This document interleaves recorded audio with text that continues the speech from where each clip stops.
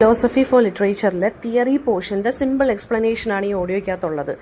അപ്പോൾ ഫസ്റ്റ് നമുക്ക് നോക്കേണ്ടതെന്ന് വെച്ച് കഴിഞ്ഞാൽ ഹെറാക്ലിറ്റസിൻ്റെ flux and the unity of ഓപ്പോസിറ്റ്സും അതെങ്ങനെയാണ് വെസ്റ്റ് റണ്ണിങ് ബ്രൂക്ക് എന്നുള്ള പോയത്തിനകത്ത് നമുക്ക് അപ്ലൈ ചെയ്യാൻ പറ്റുന്നത്.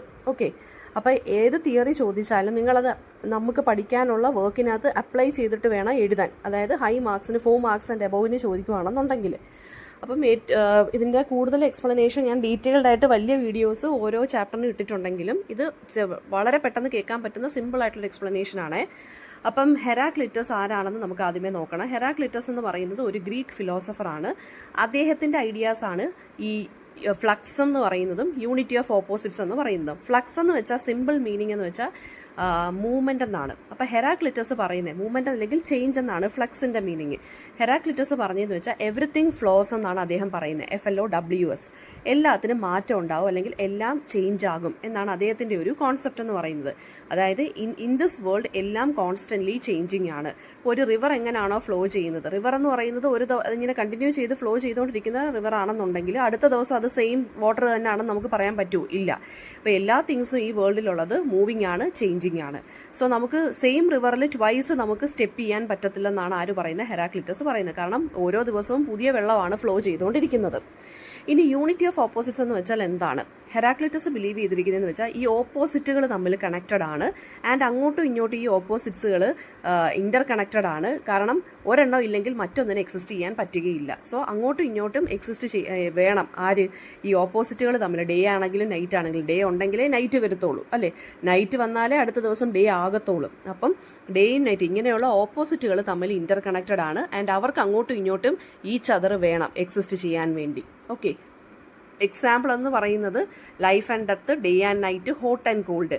അതെല്ലാം ഡിഫറെൻ്റ് ആണെങ്കിലും ഓപ്പോസിറ്റ്സ് ആണെന്നുണ്ടെങ്കിലും പക്ഷെ അവർ അങ്ങോട്ടും ഇങ്ങോട്ടും എന്ത് ചെയ്യാണ്? ഡിപ്പെൻഡ് ഓൺ ഈച്ച് അതർ ആണ്. അപ്പോൾ വിത്തൗട്ട് കോൾഡ് നമുക്കറിയത്തില്ലല്ലോ ഹോട്ട് എന്താണെന്നുള്ളത്. വിത്തൗട്ട് ഡേ നമുക്കറിയത്തില്ല വാട്ട് ഇസ് നൈറ്റ് എന്നുള്ളത്. അപ്പോൾ അതാണ് യൂണിറ്റി ഓഫ് ഓപ്പോസിറ്റ്സ് എന്ന് പറയുന്നത്. ഇനി ഹെറാക്ലിറ്റസ് എന്ന് പറയുന്നത് ഹെറാക്ലിറ്റസ് പറഞ്ഞതെന്ന് വെച്ചാൽ ചേഞ്ച് എന്ന് പറയുന്നത് ഈ വേൾഡിൽ നാച്ചുറൽ ആണ് ആൻഡ് ഓപ്പോസിറ്റ്സ് തമ്മിൽ വർക്ക് ടുഗദർ ചെയ്താലേ നമ്മുടെ വേൾഡിൽ അല്ലെങ്കിൽ നമുക്കൊരു ബാലൻസ് അല്ലെങ്കിൽ ഹാർമണി ക്രിയേറ്റ് ചെയ്യാൻ പറ്റൂ. ഇനി ഈ കോൺസെപ്റ്റ് എങ്ങനെയാണ് വെസ്റ്റ് റണ്ണിങ് ബ്രൂക്ക് എന്നുള്ള പോവത്തിനകത്ത് വരുന്നതെന്ന് നോക്കാം. അപ്പോൾ റോബർട്ട് ഫ്രോസ്റ്റിൻ്റെയാണ് വെസ്റ്റ് റണ്ണിങ് ബ്രൂക്ക് എന്നുള്ള പോവം. അതിനകത്ത് ഹെറാക്ലിറ്റസിൻ്റെ idea of flux and unity of opposites എങ്ങനെ വരുന്നുണ്ടെന്ന് നോക്കാം. അപ്പോൾ ഈ ഒരു പോയത്തിനകത്ത് ബ്രൂക്ക് എന്ന് പറയുന്നത് ഈ വെസ്റ്റ് റണ്ണിങ് ബ്രൂക്ക് എന്ന് വെച്ചാൽ റിവർ, അത് എങ്ങോട്ടാണ് ഒഴുകുന്നത്? സാധാരണ എല്ലാ റിവേഴ്സ് ഈസ്റ്റിലോട്ട് ഒഴുകുവാണെങ്കിൽ നമ്മുടെ ഇപ്പോഴത്തെ ഈ ബ്രൂക്ക് എന്ന് പറയുന്നത് എന്ത് ചെയ്യണം? വെസ്റ്റിലോട്ടാണ് ഒഴുകുന്നത്. അത് അൺയൂഷ്വൽ ആണെന്നാണ് പറയുന്നത്. ബിക്കോസ് ന്യൂ ഇംഗ്ലണ്ടിലെ എല്ലാ റിവേഴ്സും ഈസ്റ്റിലോട്ടാണ് ഫ്ലോ ചെയ്യുന്നത്. ഇതിൻ്റെ ഈ ഒരു റിവർ മാത്രം സ്പെസിഫിക്കലി വെസ്റ്റായിട്ടാണ് മൂവ് ചെയ്യുന്നത്. സോ ഈ വെസ്റ്റ്വേർഡ് മൂവ്മെന്റ് എന്ന് പറയുന്നത് റെപ്രസെന്റ് ചെയ്യുന്നത് അതിൻ്റെ ആ ഒരു ഇൻഡിവിജ്വാലിറ്റിയും അല്ലെങ്കിൽ ചേഞ്ചിനെയാണ്. അതായത് എക്സിസ്റ്റിംഗ് ആയിട്ടുള്ള ഒരു നോമിനെതിരെ ഇതെന്ത് ചെയ്യാണ്? ഡിഫറെൻ്റ് ആയിട്ട് ഒഴുകുകയാണ്, അല്ലേ? സോ ഹെറാക്ലിറ്റസിൻ്റെ അപ്പോൾ ഈ ഒരു വർക്ക് എന്ന് പറയുന്നത്, ഈ ബ്രൂക്ക് എന്ന് പറയുന്നത് എന്താണ്? അല്ലെങ്കിൽ ഈ ഒരു റിവർ എന്ന് പറയുന്നത് ലൈഫ് എന്ന് പറയുന്നത് കോൺസ്റ്റന്റ് മോഷനിലാണെന്നും, അതായത് ആ ഫ്ലക്സിനെയാണ് റിവർ കാണിക്കുന്നത് നമ്മുടെ ഹെറാക്ലിറ്റസിൻ്റെ. And it is always moving ആണെന്നും, ഈ റിവർ ഒരിക്കലും സെയിം അല്ല, അതാണ് ഇവിടെ കാണിക്കുന്നത്. ഇനി എന്താണ് നെക്സ്റ്റ്? യൂണിറ്റി ഓഫ് ഓപ്പോസിറ്റ് ആണ് നമ്മൾ അപ്ലൈ ചെയ്യാൻ പോകുന്നത്. അപ്പോൾ ഈ ബ്രൂക്ക് എന്ന് പറയുന്നത് ശരിക്കും പറഞ്ഞാൽ ഓപ്പോസിറ്റുകൾ കോഎക്സിസ്റ്റ് ചെയ്യുന്നു എന്നുള്ളതിൻ്റെ സിമ്പലാണ്. അതായത് ഇവിടെ ഒരു മാനും വുമണും ഈ പോയത്തിനകത്ത് സംസാരിക്കുന്നുണ്ട് ഡിഫറൻസിനെ കുറിച്ചും ടുഗദർനെസ്സിനെ കുറിച്ചും. അവർ ഈ ബ്രൂക്ക് കണ്ടിട്ടാണ് സംസാരിക്കുന്നത്. അപ്പോൾ ഓപ്പോസിറ്റ്സ് എല്ലാം യുണൈറ്റഡ് ആകും എന്നുള്ള കോൺസെപ്റ്റാണ് ഈ റിവർ അല്ലെങ്കിൽ ഈ മാനും ഈ വൈഫും ഹസ്ബൻഡും നമ്മളെ പഠിപ്പിക്കുന്നത്. ഈ ബ്രൂക്ക് എന്ന് പറയുന്നത് ഓപ്പോസിറ്റ് ആയിട്ടാണ് ഒഴുകുന്നത്, ആ യൂഷ്വൽ ഫ്ലോയ്ക്ക് ഓപ്പോസിറ്റ് ആയിട്ടാണ് ഒഴുകുന്നത്. പക്ഷെ എന്നാലും അത് നേച്ചറിന്റെ ഹാർമണിക്ക് അനുസരിച്ചാണ് അത് എക്സിസ്റ്റ് ചെയ്യുന്നത്. അതുപോലെയാണ് ഈ ഹസ്ബൻഡും വൈഫും എന്നാണ് അവർ അങ്ങോട്ടും ഇങ്ങോട്ടും പറയുന്നത്. ഓപ്പോസിറ്റ്സ് തമ്മിൽ ഉണ്ടെങ്കിൽ, ഓപ്പോസിറ്റ്സ് ആണെന്നുണ്ടെങ്കിൽ അവർ ഡിഫറെൻ്റ് ആണെന്നുണ്ടെങ്കിലും അവർ പക്ഷേ അവരുടെ ആ ഡിഫറൻസിൽ യുണൈറ്റഡ് ആണെന്നാണ് പറയുന്നത്. അപ്പോൾ ലൈഫ് എന്ന് പറയുന്ന ബോത്ത് ഓർഡറും ഉണ്ട് ഡിസോർഡറും ഉണ്ട്, പീസും ഉണ്ട്, കെയോസ് അല്ലെങ്കിൽ കൺഫ്യൂഷനും ഉണ്ട്. ഓക്കെ, അപ്പം ഹെറാക്ലിറ്റസ് ബിലീവ് ചെയ്ത് ഈ ഓപ്പോസിറ്റ്സ് ആണ് യൂണിറ്റിയെ ക്രിയേറ്റ് ചെയ്യുന്നു. ഓക്കെ, ഇനി അപ്പം ഇതിനകത്ത് വരുന്ന കോൺസെപ്റ്റുകൾ എന്തൊക്കെയാണ്? ലൈഫ് ഈസ് ഓൾവേസ് ചേഞ്ചിങ്, അതാണ് ഫ്ലക്സ് എന്നുള്ള ഐഡിയ കാണിക്കുന്നത്. ഓപ്പോസിറ്റ്സ് എന്ന് പറയുന്നത് എന്താണ്? ഈ ഓപ്പോസിറ്റ്സ് എന്നുള്ളത് അങ്ങോട്ടും ഇങ്ങോട്ടും ഇന്റർ കണക്റ്റഡ് ആണ്. അത് അവർക്ക് അങ്ങോട്ടും ഇങ്ങോട്ടും പരസ്പരം വേണം, എന്നാലേ അതിന് എക്സിസ്റ്റ് ചെയ്യാൻ പറ്റൂ ഹാർമണിയിൽ. ഓക്കെ, ഇനി നെക്സ്റ്റ് വരുന്നതെന്ന് വെച്ച് കഴിഞ്ഞാൽ സോക്രട്ടീസിൻ്റെ nature of the poet and rhapsody, dialogue with Ion. അപ്പോൾ ഇതിനകത്ത് വരുന്നതെന്ന് വെച്ച് കഴിഞ്ഞാൽ ഇയോൺ എന്ന് പറയുന്നത് നമ്മുടെ സോക്രട്ടീസിന്റെ ഐഡിയ ഓഫ് പോയറ്റ് എന്താണെന്നും ഒക്കെ നമ്മൾ നോക്കാൻ പോകുന്നത്. അപ്പം ഇയോൺ എന്ന് പറയുന്നത് എന്താണ്? ഇയോൺ എന്ന് വെച്ച് കഴിഞ്ഞാൽ ഒരു റാപ്സഡിയാണ്. റാപ്സഡി എന്ന് വെച്ച് കഴിഞ്ഞാൽ എന്താണ്? Someone who recites and performs poems. വളരെ സ്കില്ലോടുകൂടി ഇമോഷൻസ് ഒക്കെ ഫില്ല് ചെയ്ത് ഒരു പോം പെർഫോം ചെയ്യുക അല്ലെങ്കിൽ റിസൈറ്റ് ചെയ്യുന്ന ഒരാളെയാണ് നമ്മൾ റാപ്സോഡ് എന്ന് പറയുന്നത്. ഓക്കെ, അപ്പോൾ ഇയോൺ എന്ന് പറയുന്നത് ഒരു റാപ്സോഡാണ്.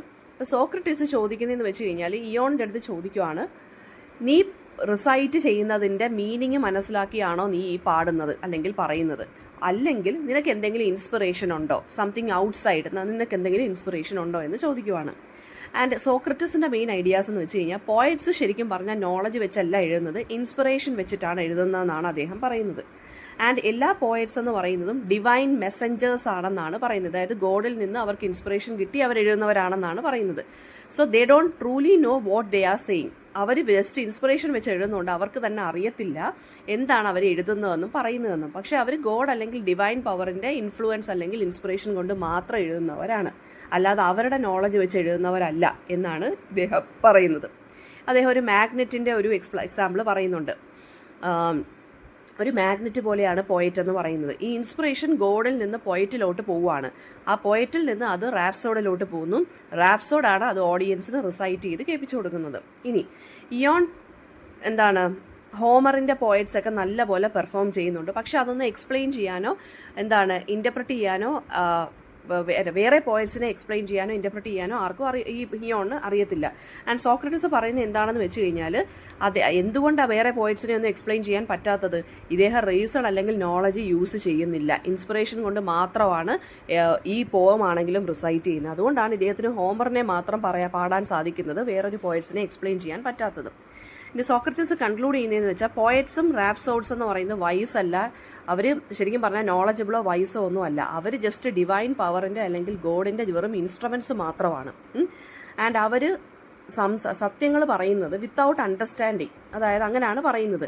ഏതോ ഒരു ഗോഡ് അല്ലെങ്കിൽ ഏതോ ഒരു MUSE പൊസസ് ചെയ്തതുപോലാണ് ഇവരൊക്കെ ശരിക്കും പറഞ്ഞു കഴിഞ്ഞാൽ പാടുന്നതും എഴുതുന്നതും എല്ലാം എന്നാണ് ഇദ്ദേഹം പറയുന്നത്. അപ്പം പോയറ്റ്സും പെർഫോമേഴ്സിനും ഇയോണിനെ പോലുള്ള പോയറ്റ്സിനാണെങ്കിലും പെർഫോമേഴ്സിനാണെങ്കിലും അവർക്ക് പോയട്രി ക്രിയേറ്റ് ചെയ്യാനോ പെർഫോം ചെയ്യാനോ നോളജിലൂടെയും സ്കില്ലിലൂടെയും പറ്റത്തില്ല, ഡിവൈൻ ആയിട്ടുള്ള ഇൻസ്പിറേഷൻ വഴിയേ പറ്റൂ.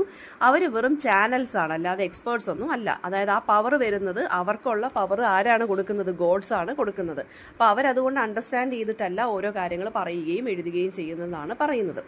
ഇനി നമുക്ക് ഈ കുബ്ല ഖാൻ എന്നുള്ള പോയത്തിനകത്ത് സാമുവൽ ടൈലർ കോളേജിന്റെ പോയമാണ് കുബ്ല ഖാൻ.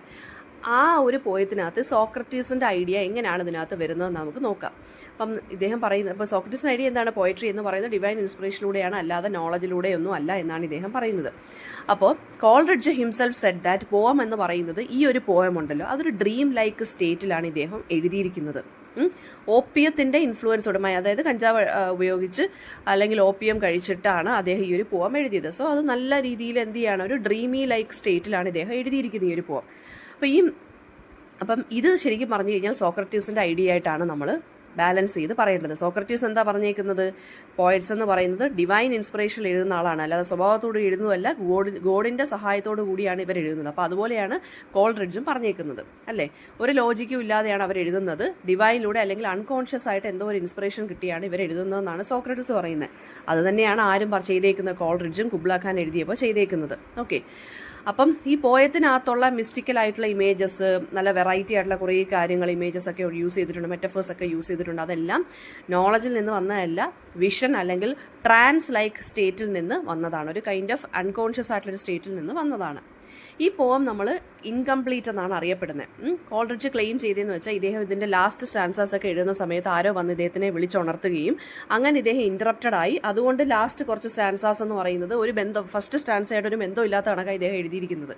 അപ്പോൾ സോക്രട്ടീസ് പറഞ്ഞതാണ് പിന്നെ ഇവിടെ പറയുന്നത്, പോയട്രി എന്ന് പറയുന്ന ഇൻസ്പിറേഷനിലൂടെയാണ് ഫ്ലോ ചെയ്യുന്നത്. അപ്പം പോയറ്റിന് ശരിക്കും പറഞ്ഞു കഴിഞ്ഞാൽ അതിനെ കൺട്രോൾ ചെയ്യാനോ ഫിനിഷ് ചെയ്യാനോ ബൈ വില്ല് പറ്റത്തില്ല, സ്വന്തമായിട്ട് കൺട്രോൾ ചെയ്യാനോ ഫിനിഷ് ചെയ്യാനോ ആ പോയം പറ്റത്തില്ല. വീണ്ടും ആ ഇൻസ്പിറേഷൻ ഇങ്ങനെ ഒരേപോലെ ഫ്ലോ ചെയ്താലേ അദ്ദേഹത്തിന് അല്ലെങ്കിൽ പോയറ്റ്സിന് ഇത് കംപ്ലീറ്റ് ചെയ്യാൻ പറ്റൂ. അപ്പോൾ അതാണ് ഈ പോയത്തിന്റെ മിസ്റ്ററി എന്ന് പറയുന്നത്. ഓക്കെ, പോയറ്റിന്റെ ഓൺ അണ്ടർസ്റ്റാൻഡിങ്ങിലും ബിയോണ്ട് ആയിട്ടാണ് ഈ പോയം നിൽക്കുന്നത്. ഇനി കുബ്ല ഖാനും സേക്രഡ് റിവർ. ഇതിനകത്ത് കുബ്ല ഖാനിനകത്ത് ഒരു സേക്രഡ് റിവർ ആൽഫിനെ കുറിച്ച് പറയുന്നുണ്ട്, ഒരു പ്ലഷർ ഡോമിനെ കുറിച്ച് പറയുന്നുണ്ട്, ഒരു വളരെ വൈൽഡ് ആൻഡ് മാജിക്കൽ ലാൻഡ്സ്കേപ്പിനെ കുറിച്ചും എക്സ്പ്ലെയിൻ ചെയ്യുന്നുണ്ട്.